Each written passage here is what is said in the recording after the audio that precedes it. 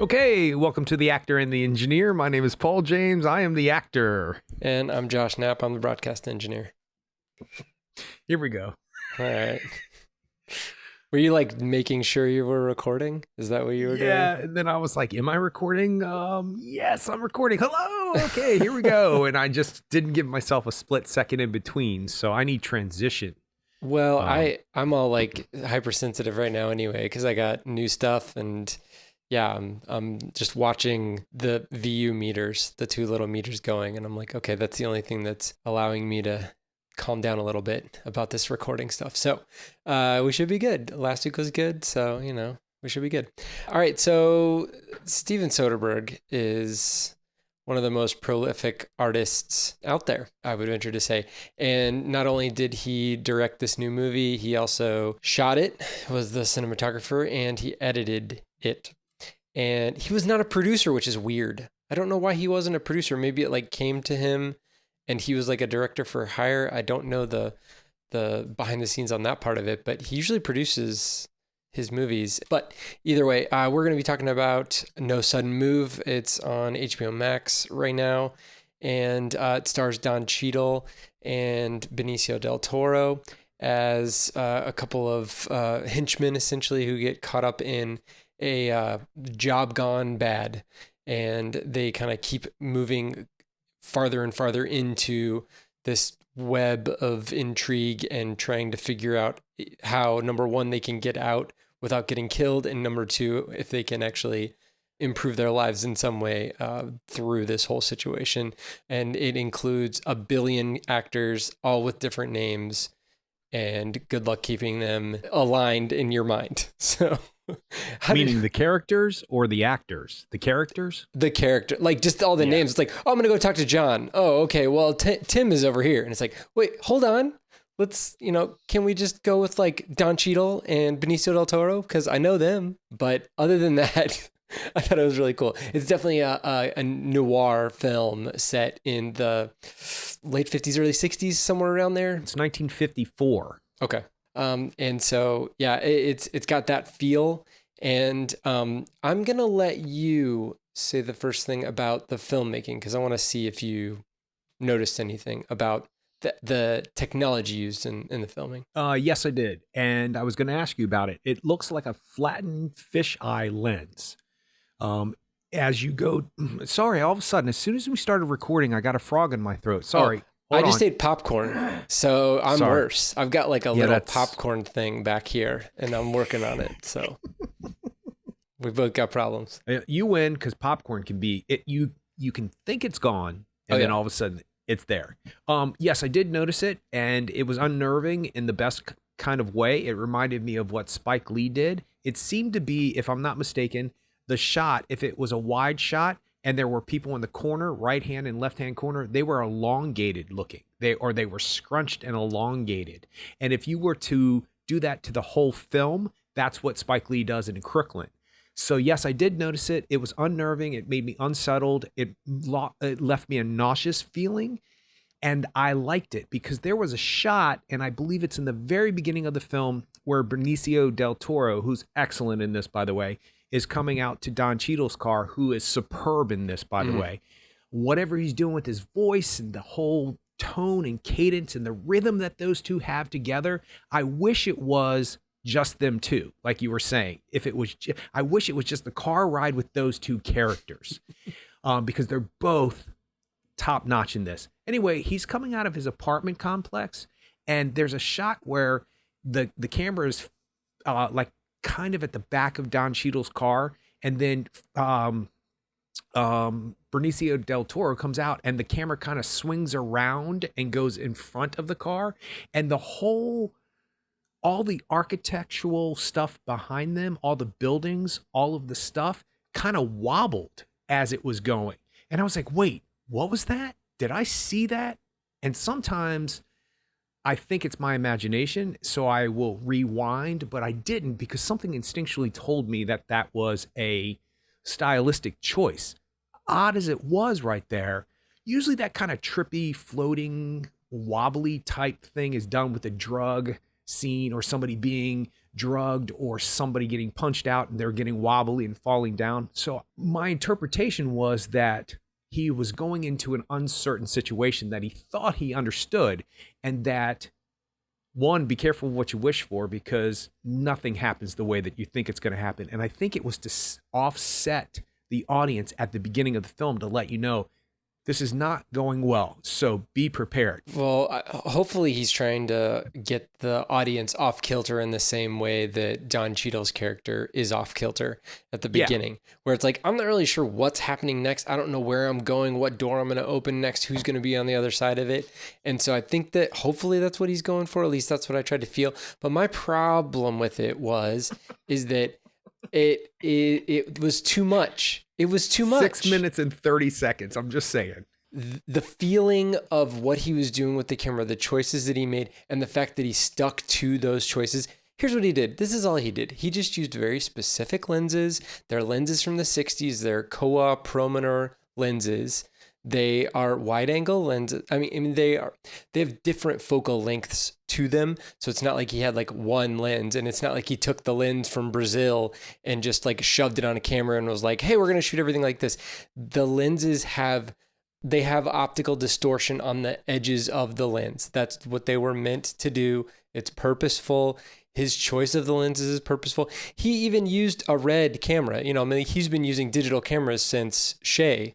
The movie that he shot in the jungle, about Che Guevara. So he's used to using digital cameras, and he's fine using digital cameras. He just chose to use these vintage lenses from the 1960s that have this aberration on the sides of the frame. If you look at the center of the frame, there's actually a really good shot, similar to a shot you're talking about. It's Brendan Fraser's car that Don Cheadle's in the back of, and Benicio del Toro is like, I'm not going to sit in the front, and he needs to sit in the front, and all that. Yeah. So that scene, it's a locked off shot, and you see the center of the frame, the front wheel of the car is in the center of the frame, and it is perfectly circular. And so there is no aberration in there. But when you look to the side, there are cars on the side that just look like they're shoved. It looks like a clown car. It's just like shoved together. And if you look at the windows on the opposite side, on the right side of the frame, they're just like, it's like essentially a sliver of a window. And it's not realistic, but at the same time, it is showing you more of the frame. You're able to see not only the two characters outside the car in front of the car, but also Don Cheadle in the back of the car. And then the car is actually fully framed within the frame. So a portion of the car is not cut off. So I know why he's trying to do things like that, but that at the beginning was kind of like, whoa, this is a bold choice. Like, I wonder what's going to happen when he goes inside, or I wonder what happens when he's going to do things that aren't looking down a street, which is what you would potentially use that for, to make buildings in the foreground look bigger and then buildings in the background look smaller, to kind of like give you a collimated view of a street or something like that. But he just sticks to it with everything. When Benicio del Toro comes out of that apartment, it is that scene that you're talking about. Okay. It's when he wants to get into the car, because you can't see the car, because you can't see Don Cheadle in the back seat. You see Benicio del Toro reacting to the person in the back seat and then stopping, and you're like, okay, I knew this theme was coming up, but I didn't know it was going to be this quick. But then that's when you see that shot about the apartments. But that helps. That's character development right there. And that's no doubt. No doubt. They do that so they can do stuff later in the film. Absolutely. No doubt. It makes sense. And the other thing that he does that I haven't seen a lot in other films is when somebody's using a wide angle lens, they're either handheld for effects reasons, like Evil Dead. When they're in Evil Dead and they're showing the monsters coming towards the cabin, it's a handheld wide angle shot, and you're kind of like running through the forest, and you see all this stuff flying by you. And those are times when the camera's moving, but it's moving linearly, it's moving forward. Or you see a wide angle lens used in a camera shot where it's locked off, where it's not moving. But in this movie, he did a lot of dolly shots where what that ends up doing is, if you do a dolly shot in front of a car, you see the front wheel of the car get big, and then it gets small, and then the back wheel gets big, and then it gets small. And it's not naturalistic. And I'm sure that's what he's going for. So I'm going to like default to him as far as like he made that choice and he's sticking to it.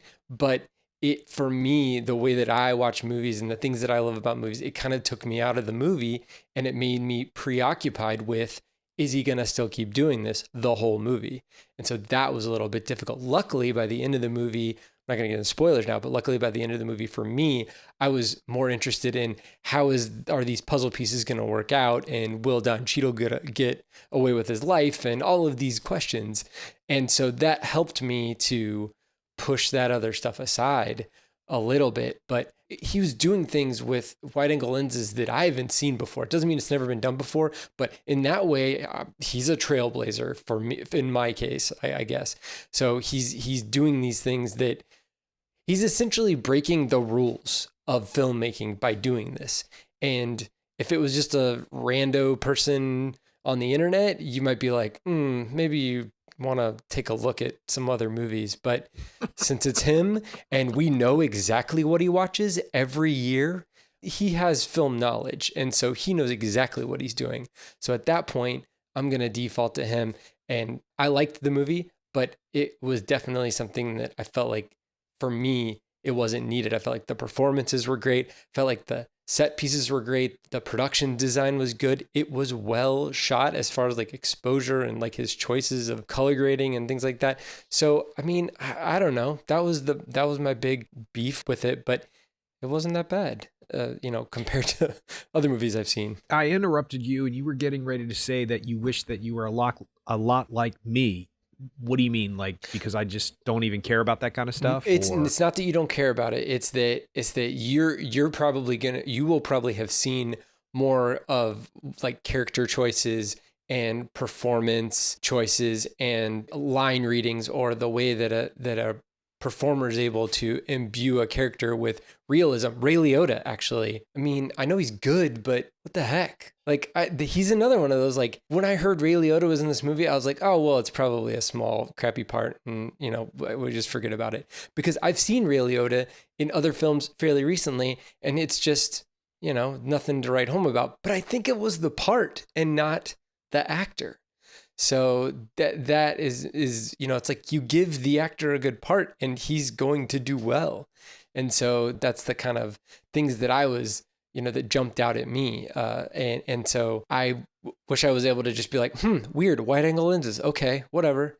And I could just move on, but like it just grated at me. So do you think that if the choice worked completely for you, we would not be having this discussion right now? We would be talking about the emotional ride you had because of the technical ride he took you on, because you didn't have necessarily a problem with, and I hate to compare it to Kirkland and Spike Lee, but that's the closest thing I can think of with that strong and that bold of a choice. Actually, Soderbergh's choice is a little Diet Coke-ish compared to Spike Lee's. It's very much a diet watered down version of something as bold as what Spike Lee. But so you weren't bothered by that because why? Okay, I think that Spike Lee is saying there's a before Virginia, a Virginia, and an after Virginia in Crooklyn.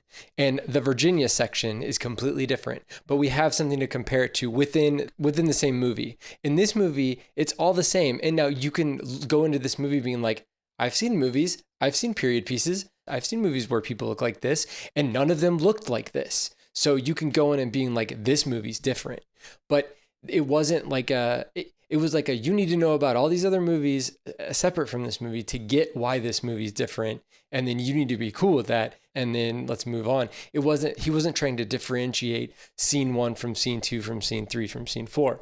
He was saying like, this is all part of a whole, and we're just going to shove you into this, and it's all there, and deal with it. Which is, I mean, I'm okay with directors being like, this is what's happening, deal with it.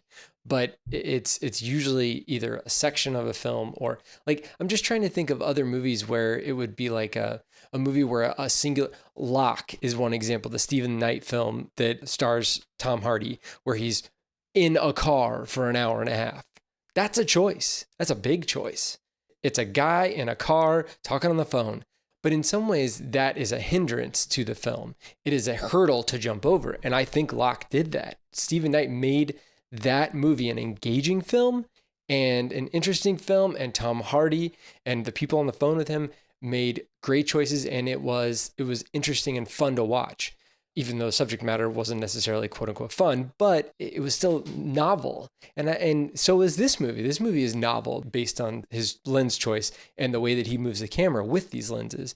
It is also novel, but it's like more icing as opposed to making a cupcake with no icing and then being like, make that cupcake better. It didn't distract me enough. It did a couple of times when they go into the house and Noah Jupe is on the corner and he looks like he went from being 13 to being 17 because he's so much taller looking, or perceptively taller looking. And I hate to say it like this because I don't want to sound elitist, but the average popcorn going viewer who turns on this movie, who just wants to see a gangster film, I think they're going to be happy with the gangster-esque part of this film. There are things that we're going to talk about later on that might not make them as happy if they just had a clearer idea of what was going on most of the time, because it does get really muddled in the middle of this movie. So do you think anybody who just goes and watches movies notices things like this? And if they do you think it adds to it or distracts from it? Or it doesn't matter to you because they're them and you're you? Steph noticed it immediately. She noticed it before Really? I noticed it. Yep. Really? But yeah, the first scene, Don Cheadle is walking down the road to that awesome title song. And then he gets to the edge of the frame at one point and she's like, he's really skinny. And I was like, wait, he's not that skinny. And then that was when I was like, oh, okay. All right. Well, you got somebody on the edge of a frame, wide angle lens. Okay. That's a choice. And then we go from there. So, so she noticed it immediately. And that's not the reason why she wasn't excited to see the film, but I don't think it helped anything. So, I mean, well, it didn't distract from the film for me, but I think I agree with you. I think if it was situationally when you were with Brandon Fraser in the bar or in his office or in Ray Liotta's office or in Ray Liotta's house, if it was situationally, or when he's cheating on his wife and then they did that, you're right. It probably would have emphasized the tone of the scene more than it being just a stylistic choice for the whole film. Because you're right, it bodes more questions than it answers. You still enjoyed it, so that's good. And I did. Yeah, too. I did. Yeah, I did. So this movie's just like it's not an Ocean's 11 by any stretch of the imagination. The only reason people are kind of like could put these things together is that there's a lot of characters, a lot of decently sized named actors, and a complex plot. So, but really, other than that, I mean, this movie is set in the past. It's set in Detroit. It's set in the shadow of a large industry, the biggest industry in Detroit, the car industry. And so that's the jumping off point for the film. But it really is just exploring the interrelation between whether it's like two different crime families or the kind of lackeys for each of the crime families and their relationship with the bosses, or the quote unquote family man who can't stay away from it wasn't even his secretary, right? It was his boss's secretary. Yeah. And then, so, I mean, you've got multiple instances of adultery going on and it's all very hush hush and everybody's all kind of stiff upper lip due to the period piece situation. So yeah, there's a lot going into this stew, but I think that Soderbergh's able to keep it on the rails, but there are definitely people who are able to chew the scenery a little bit. What I think is most amazing about the performance is because I don't know if I'm defensive as an actor when I hear somebody saying chewing the scenery, and I know what it means, but I sometimes wonder if that person wasn't doing that, would the performance be as significant, if that makes any sense? So what one person thinks is chewing scenery, another person thinks they're emoting strongly. So it's a very interesting balance for me that, and coming from a theater background, everything is kind of over the top. And we've talked about this where, you give the director way more and he can cut it back down versus not enough to where he can't build it up for you or she can't build it up for you, but she can bring it back down for you. So hold on. I don't know. If I would say that George C. Scott was chewing the scenery in Doctor Strangelove, would you agree with that statement? No. because there's no way I'm going to criticize, even correctively, anything George C. Scott does in that film. He should have done it. I mean, that is the best instance of that performance. Yeah, there's no other, and I'm surprised he wasn't nominated for the Oscar because it's consistent, it's strong, is it over the top? Yeah, but does it work for the tone of the film? Absolutely. He kind of sets the tone of the film when he starts to talk to her in the beginning of the film. There's a tone that he just sets out. And I think that I understand he was feeling a little over the top and he didn't know it was going to work. And he was kind of like doing it on purpose because he couldn't figure it out, blah, blah, blah, blah, blah. I understand all that, but maybe that's the reason why it works, because there was a struggle there for him. So no, I don't think of him. You know who I think of? Okay. If you're going to talk about chewing the scenery, Faye Dunaway and Mommy Dearest is, and even though, I can't remember her name, Diane, the woman who plays Christina grown up. Even though she has more of a subtle, she's an Oscar nominee, and I can't remember her last name. Diane Scarwood. Thank you. Academy Award nominee. There's a subtlety to her performance. So there is that, they went for that style in that film, but that to me is chewing scenery. That said, when I saw Mommy Dearest, I was like 11 or 12 years old. So I was scared of that lady, so whatever she was doing that has now been considered camp and over the top, and people have imitated it and dressed for Halloween and carried around wire hangers and done all that thing and gone in drag as her. And it's been satired a million times. So, but to me, it was scary as an 11-year-old kid. So what is chewing scenery in camp to one person is like a serious, emotionally disturbed woman to another person. And, Tim Curry in Rocky Horror Picture Show, that whole movie is camp. That whole movie is about chewing scenery. But, is Susan Sarandon chewing scenery because she does that, oh, Brad thing that she does the whole entire movie? I mean, I guess it's per your taste. So no, I don't think of Tim Curry as Frankenfurter or Mommy Dearest comparatively to something like this. I think tonally, the over-the-top moments in this film work because maybe that's why he chose to use that lens, to let everybody know this is fictional, this is not real, this is a fantasy, this is a story, we're telling you something, it's once upon a time, go with the flow of it. So were you speaking of anybody in particular that you thought was chewing the scenery? Well, okay, first of all, to me, that's not a bad thing. Not necessarily. Like I said, I mean, George C. Scott, amazing. So I don't, there's definitely situational chewing that is great. But I think Kieran Culkin is actually one of the ones that to me, that's the character he plays in Succession. And that's the character he's played in a couple of, like Scott Pilgrim. So I don't know if that's just like his demeanor. I don't know if he gets cast for these roles where he's kind of like the smarmy, thinks he knows it all but doesn't know anything guy, but it seems like that's what he's played in the things that I've seen him in. There were characters and actors in this movie, like I said, that I don't want to say impressed by, because like Amy Seimetz, it's hard to be impressed by her because I haven't seen her in a bad role.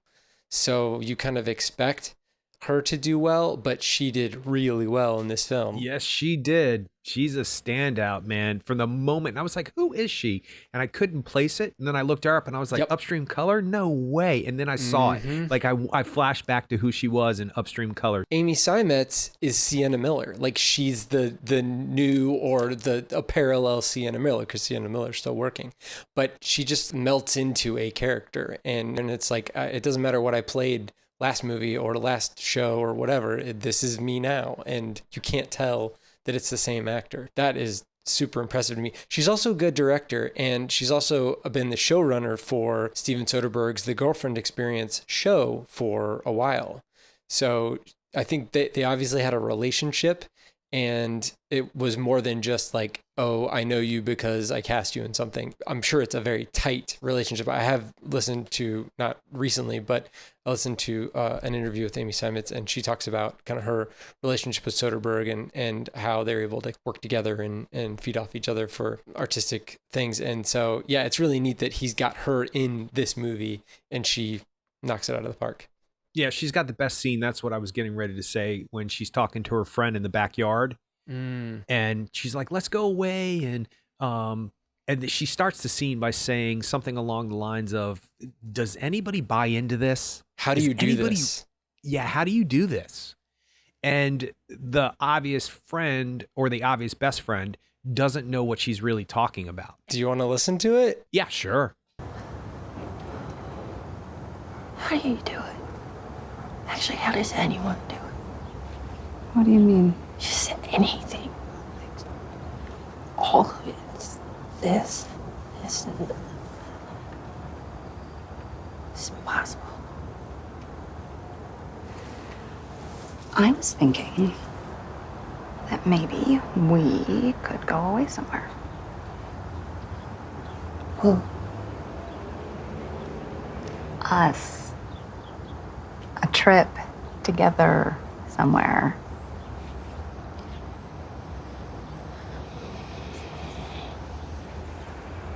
Good luck explaining that one. So how do you...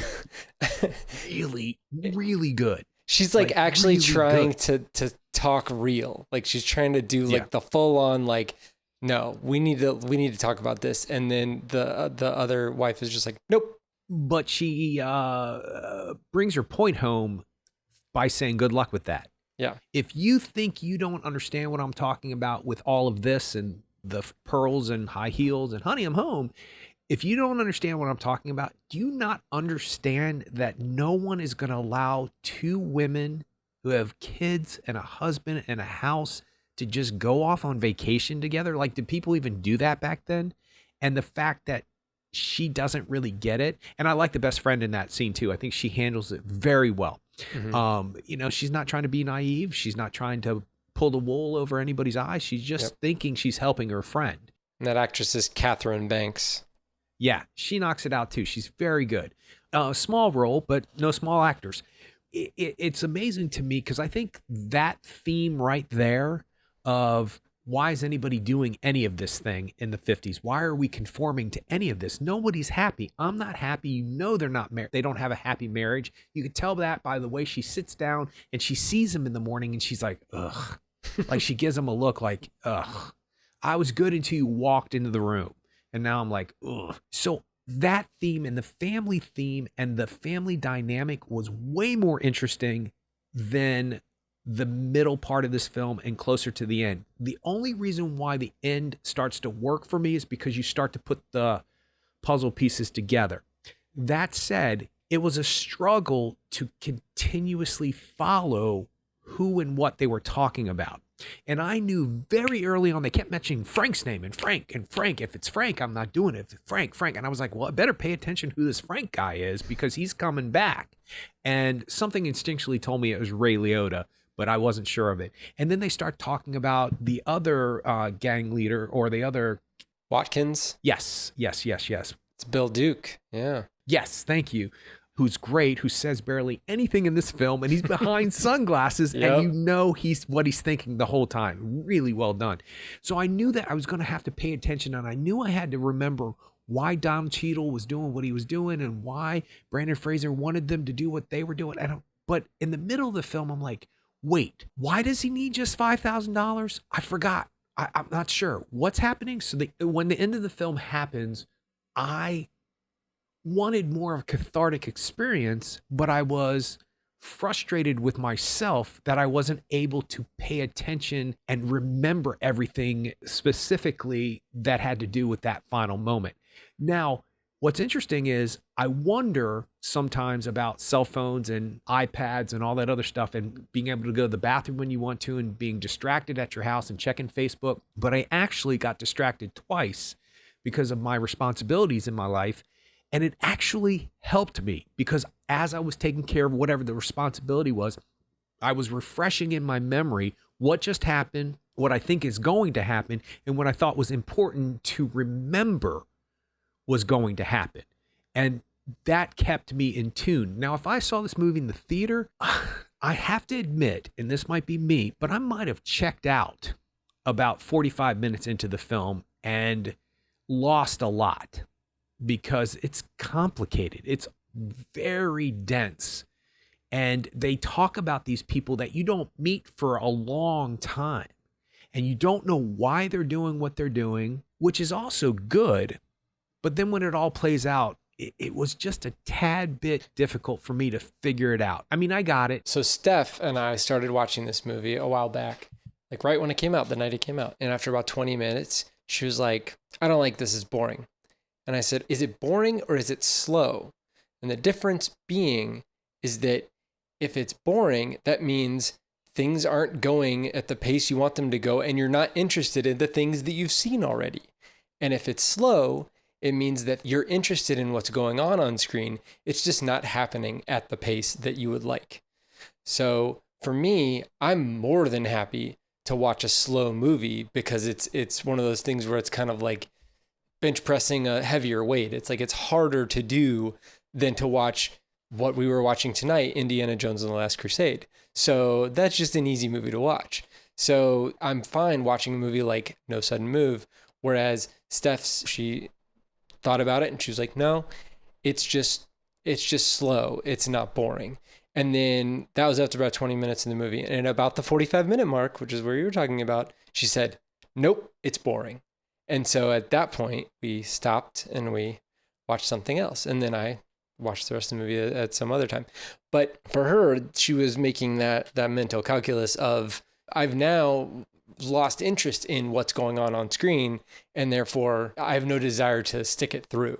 And for her, and I don't know how representative she is of the movie-going public, but that was an interesting anecdote, at least, to kind of determine where people's thresholds may be. And for her threshold was 45 minutes, which is right about the time when you said you may have checked out. So that's an interesting question about pacing, maybe.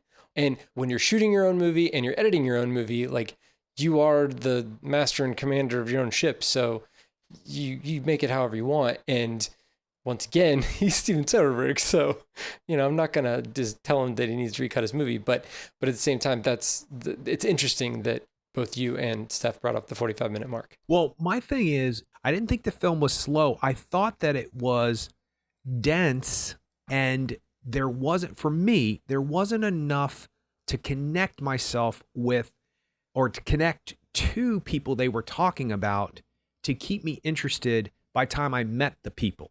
So I don't know what he would do, and I certainly would never say, hey, Steve, by the way. You're tiptoeing right now. Man, because he's impressive, and he's a 2-time Oscar nominee for director and a 2-time Best Picture nominee in the same year, and he beat himself. So, I mean, that's pretty impressive. And those two movies could not be anything more dissimilar.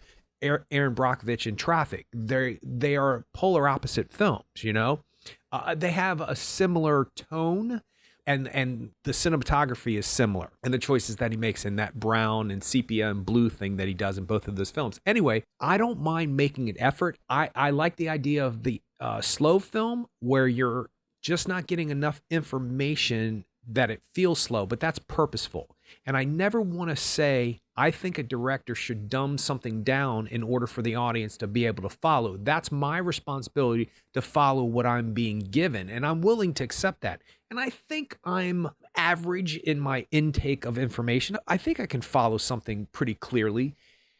Something just happens in the middle of that film where it just does not, maybe I just lost interest in where it was going. And it wasn't until, I guess we should start talking about spoilers, because we're getting closer to the middle and closer to the end of the film. So from this point on, spoilers. I think if you like gangster type movies, if you like heavy dialogue that's descriptive and the character development that is based on character situations and not exposition, if you like that kind of stuff, and you like stylistic choices, and you like Steven Soderbergh, you should see this movie, no doubt.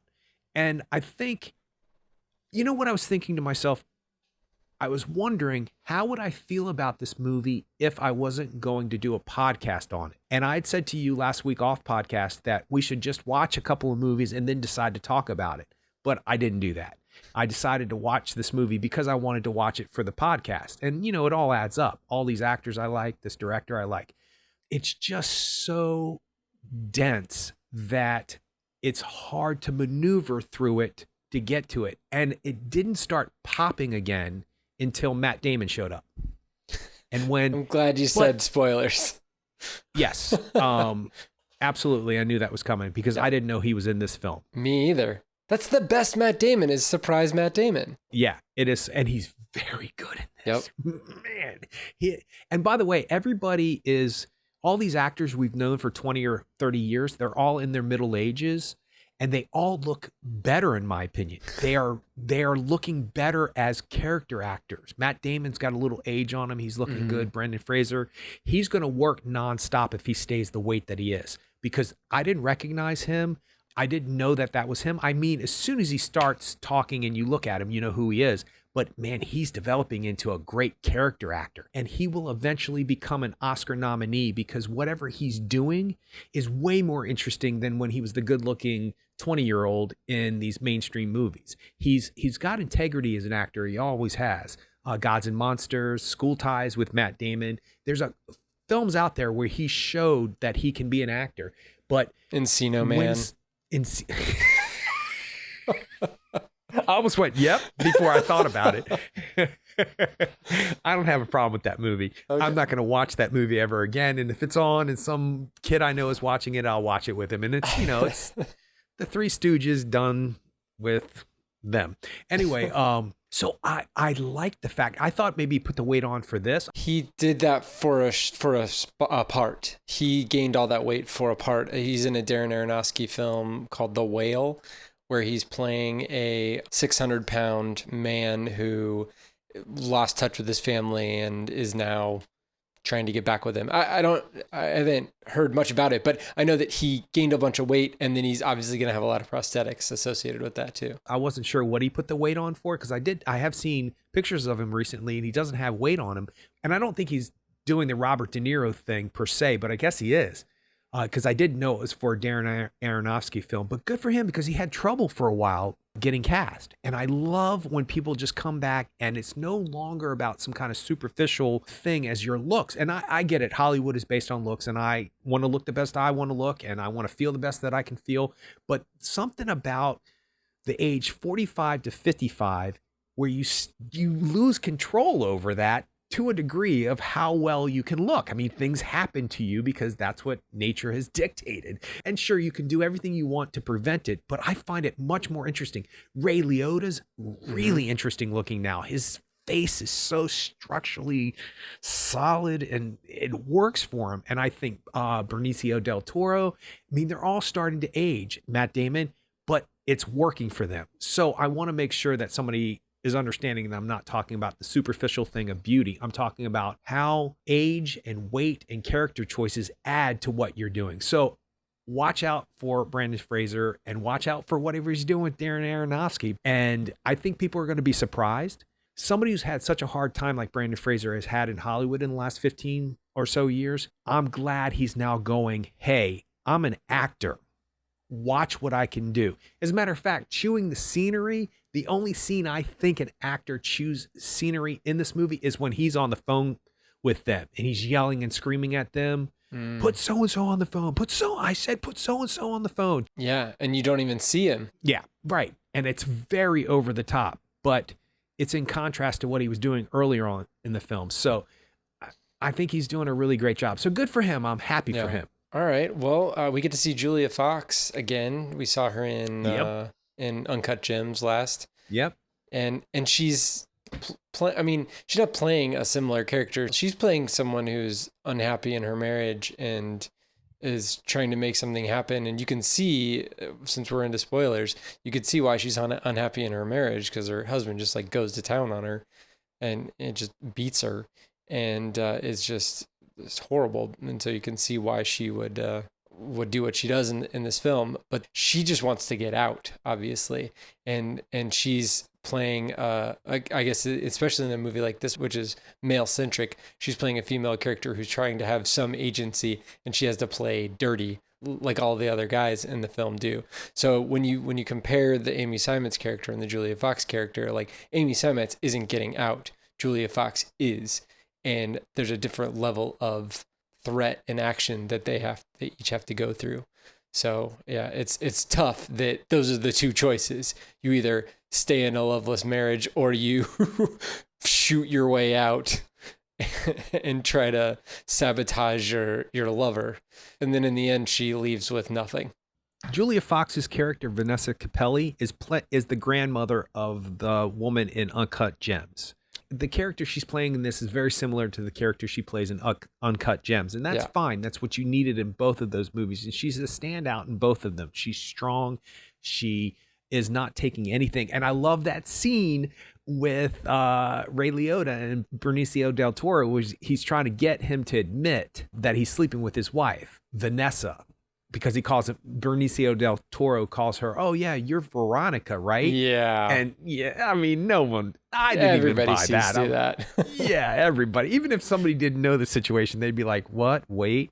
But also, he does play it very interesting because he's playing it like he's a little intimidated talking to the boss's woman, which is a thing in these type of movies. Like, you got to be very careful. Think of Uma Thurman in Pulp Fiction. So then when Ray Liotta turns around after Benicio del Toro's character leaves and turns and says, I knew it. He admitted to it. And she's like, no, I don't know what you're talking about. They both stick to their guns and will not admit to it on any level. That takes a strength and a vulnerability at the same time that I think we underestimate in characters like Vanessa Capelli. It must be difficult. I'm not sure I like the choices she makes later on in the film. Obviously, they're bad choices, but you're right. How do you get out? Look at Kate Winslet in Revolutionary Road. I referred to that earlier. It's a good example. What she has to go through and what she does to try to get out of the same kind of situation is drastic. And you're right. These women had two choices: stay and die inside or get out violently. And, you have to feel some compassion to it. That said, I'm not a big fan of Vanessa. So the character, I like what she did with it though. Yeah. And then Noah Jupe, like if it weren't for, I was just looking back through his IMDb. For me, if it weren't for Honey Boy, then I would start to get concerned that either he's taking similar roles or that he's not able to get out of a particular mode of acting. Because just after seeing A Quiet Place Part 2, and then even in Ford versus Ferrari, and then obviously A Quiet Place Part 2, he should be the same in those. But a lot of the other stuff I've seen him in, his mannerisms are very similar, and his reactions are very similar. And so I don't know if that's necessarily by design of the character, but it may be by design of the actor. I don't disagree with anything you just said. I think that's what he's being called to do, and that's fine. He can do something really well, and I'm not saying that that's not as hard as it is to come up with the character choice that Kieran Culkin, who I loved in this. I didn't know that was a similar thing that he does because I haven't seen Succession yet. I will eventually. But what Kieran Culkin does in this is a little bit different than anything I've seen him in. So it was new to me, and I like that. I like that staring off into space kind of character where you're not sure what they're thinking because they're sociopathic and they're not thinking anything other than, I gotta pee, because that's essentially what he was saying. As for Noah Jupe, I think he's being called on to do that because he's good at doing it. I just think I don't understand that character in this movie. I don't understand the 13, 14-year-old boy who outsmarts everybody in the room and lets Don Cheadle know a very significant plot line that happens later on. Okay, they're usually going to have 2 or 3 kids in the 1950s, so it makes sense they have a boy and a girl because that's your traditional family back then. So that all makes sense. I didn't understand why they put so much weight on the son. What was the significance of putting so much weight? And then it died out. After David Harbour came back, that was it. There was no conversation. There was no wrapping it up. There was no Noah Jupe's character coming to his dad going, we have to talk about this. I don't understand what happened. None of that happened. So I think they did the character a disservice by not giving him a 2-minute scene to wrap it up on some level. Are you and mom okay? Yeah, we're going to be fine, son. I would have taken that. None of that happens. I think that happens with the wife character. I think she wraps up their life because you just figure it's just going to continue on the way that it was. But I just don't understand that character. What was the necessity of having a son that, and first of all, It didn't add up. You're going to break into somebody's house. You're going to have guns and masks, and you've obviously done violent things before, and you're going to have a sociopathic guy with you who doesn't care about any of that stuff except for the job. And everybody's confused about what really the job is and why they're getting paid so much money. First of all, when they get paid all that money in the beginning of the film, I was like, you guys, be careful. Like, what's the catch? Why didn't anybody go, what's the catch? Well, that's because knowledge is a weapon. And so if they have plausible deniability, if they don't know what they're doing, like the less that they know, it's like, oh, hey, somebody just gave me $5,000. And if somebody like tries to torture you and is like, you know what happened, they're going to be like, I cannot tell you what happened because I don't know what happened. But that said, you could still throw that in there without finding anything out about what's going to happen, because they do throw it in later. I should have known, he says, when I got paid that much money. So my problem is not necessarily, or my issue is not necessarily with what Noah Jupe is doing. If that's what he ends up doing for the rest of his life, you know, he could turn into Harrison Ford. Harrison Ford's done the same thing over and over again, and he's good at it, and he's great at it, and he's really got his niche down. So I'm fine with that. I just don't understand that character. Why would they let anybody talk as much as they let that guy talk? And it also doesn't bode well for later on when he talks to John Hamm's character and spills the beans. I wasn't expecting that character to do that after all the reserve and containment that both him and his sister, who plays it really well, that little girl plays that scene really well. I don't know. Lucy Holt. Yeah, she was good. Yeah. So we just saw David Harbour in our last movie, and it seems like he kind of like had somewhat of a physical transformation between that movie and this movie. He's definitely a little bit more svelte in this film, but he does have one of the funniest lines in the movie that they do play in the trailer. But yeah, it's when he's like has to confront his boss, and he's very cordial about it. I'm gonna punch you now, sir. The works! I'm punching you. This is going to be a punch. I can't give it to you. This is proprietary information. I'm sorry. So yeah, it doesn't sound like it would work, but he is playing this somewhat of an aw shucks type of a character, and he's obviously out of his depth. It seems like he's playing a guy who's like heard about a guy who did this, and he's like, oh yeah, I could totally do this. Like I could totally like get in with the shady mob and figure out a way to like pull one over. He's the bad version, or the incompetent version of the Don Cheadle character, where he has none of the backstory, none of the life experiences in the shady side of things. And he's trying to leave his family, I guess. He's trying to leave his family with his mistress. And well, she gives you that impression. Well, but then that's what she says. From what it seems like, he chickened out. Like what she says, he chickened out. He said he was going to do it and then didn't do it, or like committed to a certain thing to multiple people and then like backed out of it. So he just kind of like, you know, walked his way back, but he was obviously out of his depth. And it's an interesting juxtaposition seeing the Red Guardian type of a character and this character, because I haven't seen Hellboy, but just seeing Stranger Things and seeing Black Widow and seeing him in some of his more recent films, he's always playing like a confident character. And in this film, he was the opposite of that. So he's a very bumbling character. Yeah, I agree. I kind of had a different take on it. I kind of thought it was that type of thing where you're in a board meeting and you have to go to the bathroom really bad, but your boss doesn't want you to interrupt. And don't you say a word. Don't you say a word. I got to go to the bathroom, sir. I'm sorry. I got to go to the bathroom, sir. It sounded like that. I'm going to punch you now, sir. I'm sorry. I'm going to punch you now. Like, I have to do this, and I have to go to the bathroom regardless of whether or not it breaks up the board meeting, but I have to go. It reminded me of, you know, a chain gang where you have to ask permission to... wipe it off here, boss. Like the cool hand right, Luke. Exactly. Yeah. Gonna punch you in the face, boss. Gonna punch you in the face now, boss. And so the way he played it, and what I find interesting is now that David Harbour is a face that we know, I'm wondering if we didn't know who he was, how spectacular we would think he was. Because he has got the best scene in Brokeback Mountain. He plays the guy who Anna Faris is married to, and they go to that dance club. Anne Hathaway, Jake Gyllenhaal, and he starts to talk about how his boss or his friend has a cabin in the woods, and I like to go fishing, and there's this all this subtexture to it. And it's really spectacular. And speaking of Revolutionary Road, he's in that too. He's got, wow. I think I haven't seen Revolutionary Road. Okay. So I'm sorry, I want to go see it, but it's tough. It's not. Michael Shannon's got the best scene in that movie, but David Harbour has 2 or 3 scenes where only that actor could do it that way in that movie. And I think he does that here too. He doesn't look like the character.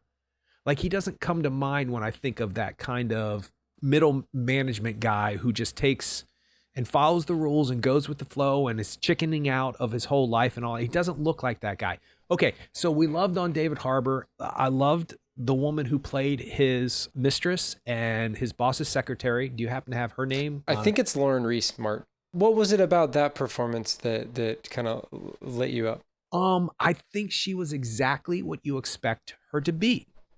Before she even opens her mouth and says anything, you know that this is the person that he's having an affair with. There's something about it.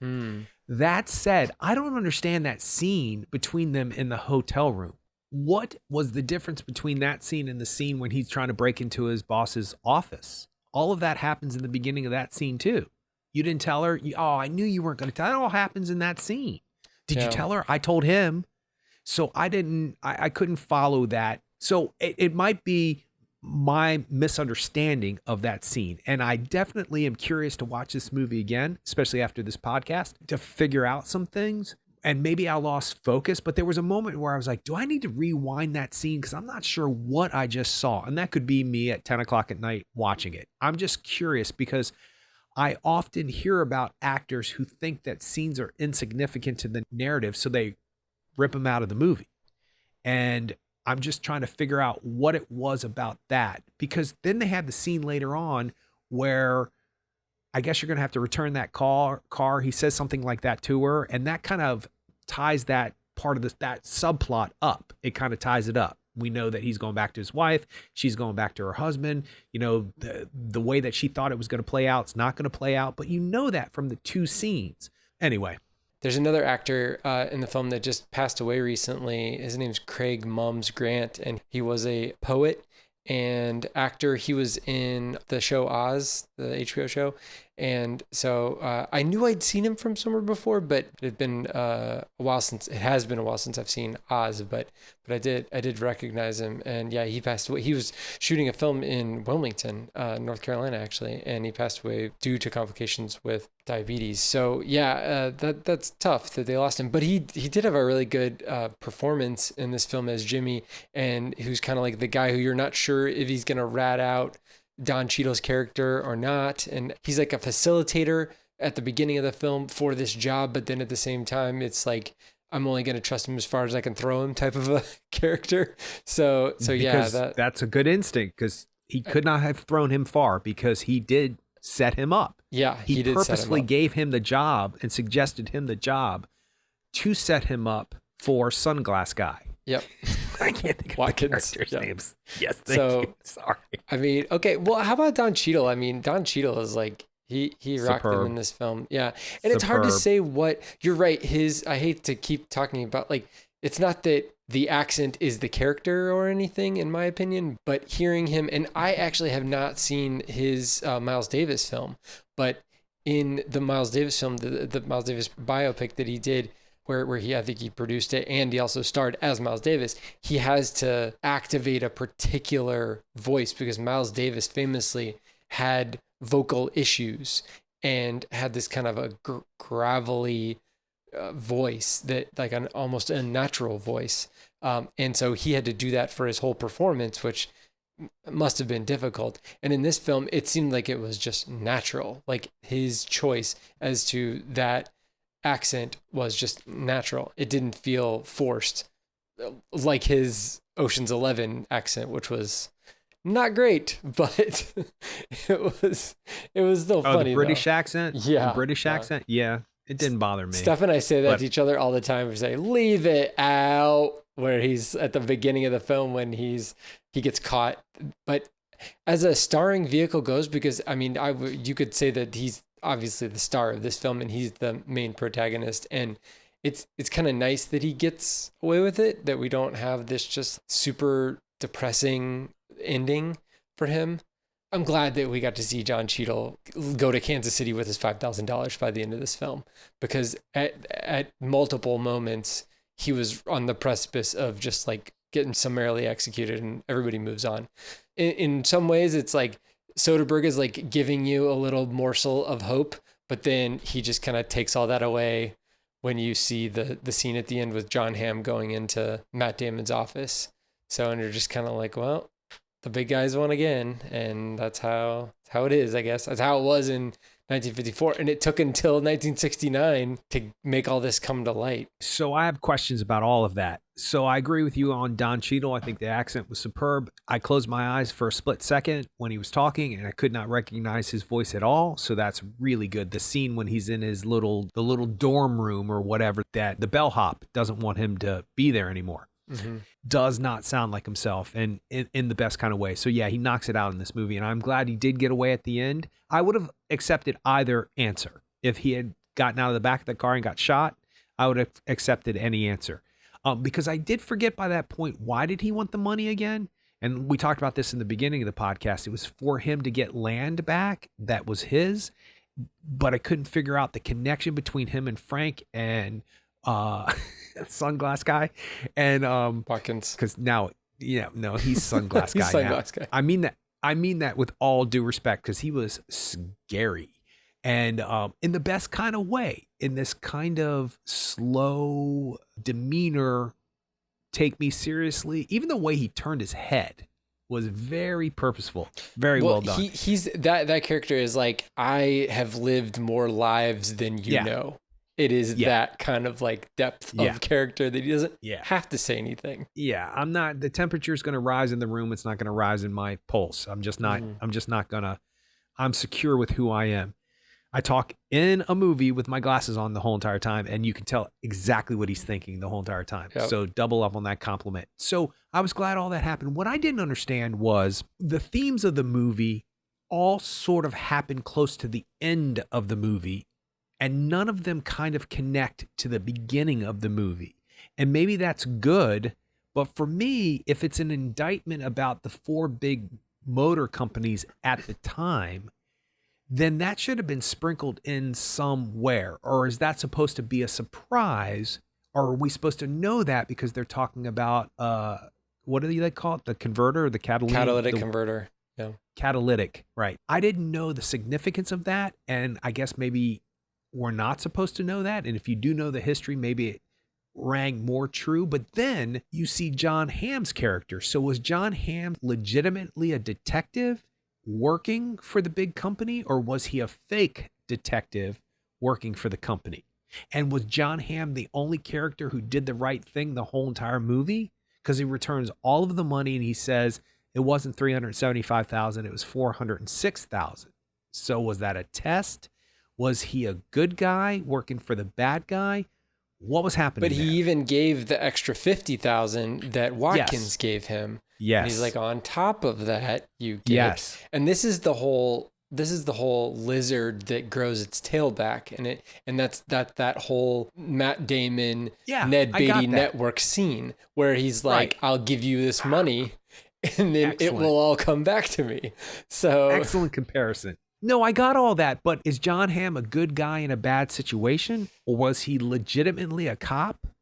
Was he sent in there originally by the four companies, or Matt Damon, who represents the motor companies? So I was confused about all that. The scary answer to that is that it doesn't matter, because either he's a corrupt federal agent, FBI agent, and he pulls all that stuff to the side and then goes back to the FBI and says, I didn't find anything, when he did.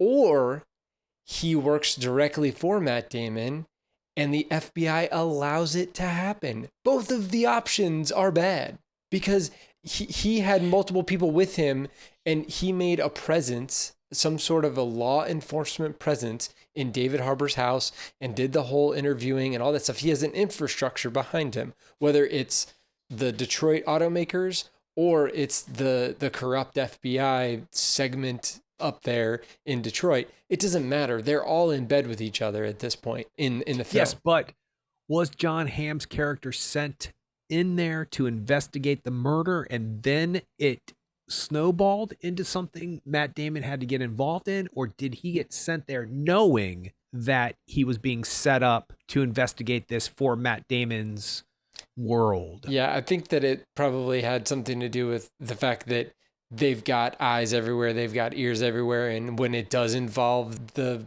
automakers, it gets funneled in the right area. So whether it was something that they had an idea, an inkling was involved with this catalytic converter or this proprietary information, it didn't really matter because it fell into the quote unquote right hands as far as the automakers are concerned. I'm going to contradict myself. I'm going to take back some stuff. And I'm going to say, you know what? It does connect to the themes of the film, because the theme of the film is know your place. It's never going to change. That's what happens with the mistress. That's what happens with the wife. That's what happens with David Harbour. That's what happens with Don Cheadle, because Don Cheadle is told that by Sunglass Guy. And that's what Benicio del Toro is told by Ray Liotta, not in so many specific terms, but that's what he basically says. And then that's what Matt Damon says to them: no matter what you do, I set up the rules. You are never going to break free of the rules. And that's basically what happens. Although technically speaking, I guess Don Cheadle does buck the rules at the end because he does get away, which is not something you would think would be part of the rules. But I think when he has cleaned his slate and done everything he had to do, then there's no reason for any retribution at that point. You know, now I'm thinking about it, it's kind of brilliant, because I didn't put all that together until we just started talking about it. Because I thought that the Matt Damon character kind of came out of nowhere. And I'm like, okay, so this movie is indicting the car companies. And did the car companies not care about pollution back then? Is that a statement about global warming now? Obviously it is on some level, because you can connect the dots to that. Yeah. That big oil companies just don't care, and big gasoline just doesn't care, and big car companies just don't care because they are turning a profit. And they didn't care back in 1954 when they knew they were polluting the world. Now, did they know that it was global warming inducing? Maybe not, but they knew they were poisoning the world and didn't care. That's why they had to get rid of that technology. Yeah, why even come up with a catalytic converter if in fact you aren't causing pollution that could be prevented? So that's the thing. It's like just the fact that there is a solution to something that they're not willing to call a problem, they need to cover up that solution so nobody thinks it is a problem. Which speaks for 1,000 things we're living in right now. Yeah. It speaks to 1,000 different subjects that we're living in now. That's the world we live in. And so actually, you know what? The movie's starting to creep into me in a way it didn't after I watched it. So I'm glad we talked about this, because now it's making sense, and it's quite brilliant, because that is a theme in Aaron Brockovich. That's the theme of Aaron Brockovich. A big company doing something bad and could care less, and the small guy has to fight their way, small woman has to fight her way through it. Okay, I think I'm liking this movie better now at the end of our podcast than I did going into it. All right. Now, if they can just get some sort of catalytic converter equivalent of a lens adapter to make all of those weirdly shaped shots flat again, we'd be good. Wrong. Okay. You're so wrong. Perfect. I'm kidding. No, that's fine. Sort of. Well, you can check us out on the web at actorandengineer.com. You can go to facebook.com/actorandengineer. You can tweet us at actorengineer. And if you want to find us on YouTube, we are also there. Just search for the Actor and the Engineer podcast, and we'll see you next time.